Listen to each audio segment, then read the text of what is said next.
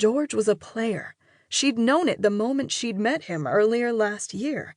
She kept trying to warn herself of that fact, hoping it would make him less appealing to her. It didn't. She'd first found herself watching him at his sister's wedding last year, which had been the first wedding that she and Kara had organized in Pride. Their venue, the old red barn they were now in, hadn't been quite finished with its reconstruction, so they'd held the wedding up at the new couple's house. The place had been gorgeous.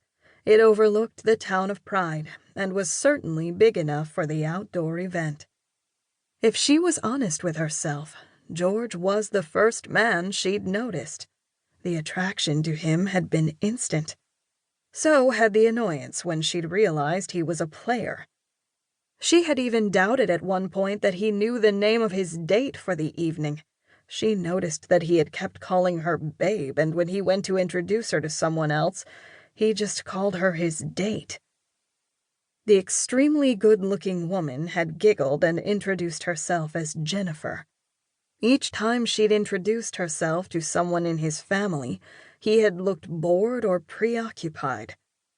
The following weekend, she'd seen George with another supermodel type at his family's restaurant. The fact that the woman had almost been sitting in his lap assured Robin that he'd moved on. Each time that she'd seen him over the year, he'd had another woman on his arm. She was beginning to wonder where he met all of them. After all, Pride wasn't that big of a town.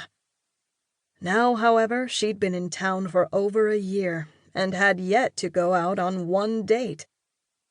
The longer George stuck around her place of business, the more she wondered what his uncle had to do to compensate him for giving up his carefree life. For the first few days, George had focused on making rounds outside the building and helping her clean up. When they found the man who had shot her sister at the bottom of a cliff off the coast of California, she was surprised that George continued to stick around. Since most of her events happened on the weekends, she had only seen George a few days each week. Wedding rehearsals and dinners usually happened on Friday nights, followed by the main event of the wedding, which consumed all of her Saturdays. Most Sunday mornings there was a church group, followed by whatever other event was scheduled for the day. Sometimes it was a birthday or anniversary party or a baby shower.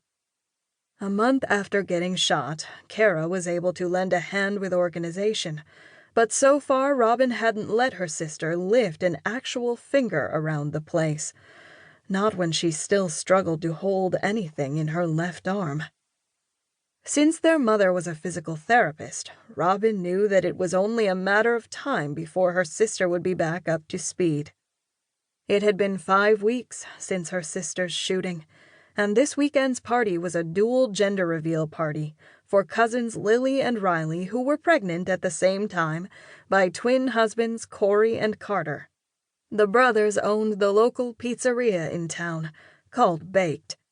That meant that George would be a guest instead of a security guard. She wondered instantly what kind of woman he'd have on his arm for this event. Something close to jealousy crept in, and she was in a bad mood before the event. Hoping no one would notice, she went about her business and tried to not keep an eye out for the man she'd had a major crush on for the past year.